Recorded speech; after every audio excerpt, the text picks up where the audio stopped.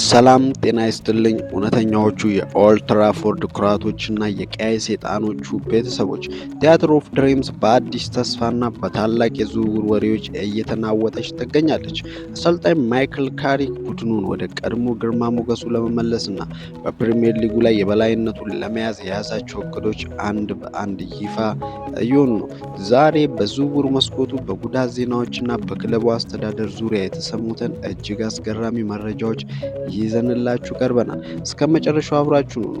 ዛሬ በዩናይትድ ቤት ትኩረት ከሳቡት ዜናዎች አንዱ የሜሰን ማውንት ጉዳይ ነው። ማይክል ካሪክ ከ6 የተለያዩ ክለቦች ለሜሰን ማውንት የቀረበለትን ጥያቄዎች በሙሉ ውድቅ በማድረግ ተጫዋቹ በአዲሱ የውድድር ዘመን በክለቡ ውስጥ ቁልፍ ሚና እንዳለው በይፋ አረጋግጧል።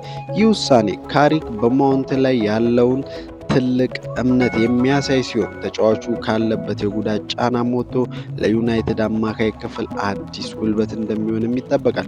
በተጫዋቾች ሽያጭ በኩል ደግሞ ክለባችን በበጀት ማመጣጠን ላይ ጠንካራ እርምጃ እየወሰደ ነው። ወጣቱ ግብ ጠባቂ ራዲክ ቪቴክ በ15 ሚሊዮን ፓውንድ ወደ ሚድልስቦርን ለማምራት የመጨረሻው ምዕራፍ ላይ ደርሷል። በተጨማሪም ክለቡ እንደ ኢታን ዊትሊ እና ቶቢ ኮሊየር ያሉ ወጣቶችን ለመሸጥ ፈቃደኛ ቢሆንም በውላቸው ላይ የዳግም ግዢ ባይባክ እና የሽያጭ ድርሻ አንቀጾችን ለማካተት እየታገለ ይገኛል። ይህም ዩናይትድ ነገ ተጫዋቾቹ ድንቅ ብቃታቸውን ሲያሳዩ መልሶ የማምጣት ወይም ከሽያጫቸው ትርፍ የማግኘት ስልታዊ ብልሃቱን ያሳየበት ነው። ሌላው አስደሳች መረጃ የሊያሳንድሮ ማርቲኔዝ የጤና ሁኔታ ነው። በዓለም ዋንጫው ፍጻሜ የገጠመው የጭን ጉዳት ቀላል መሆኑ የተረጋገጠ ሲሆን ተከላካዩ ለሊጉ መጀመሪያ ጨዋታ ዝግጁ እንደሚሆንም ተገልጿል። ይሁን እንጂ ማቲያስ ዲ ሌክቴ በጀርባ ጉዳት ምክንያት እስከ መጪው መኸር ድረስ ከሜዳ እንደሚርቅም ይታወቃል። ለተከላካይ ክፍላችን ትንሽ ስጋት የፈጠረም ዜናም ይሄ ነው።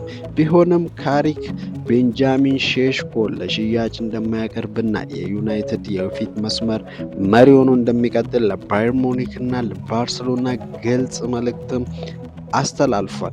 በስተመጨረሻም ዩናይትድ ከፈረንሳዩ ኃያል ክለብ ፒኤስጂ ጋር የፊታችን ቅዳሜ ለሚያደርገው ታላቅ ጨዋታ ዝግጅቱን አጠናክሯል።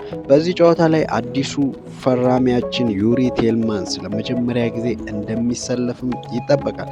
ክለቡ በተጨማሪም የ20 ሚሊዮን ፓውንድ የአንድ ዓመት የስልጠና ማሊያ ስፖንሰርሺፕ ስምምነት መፈረሙንም አረጋግጧል።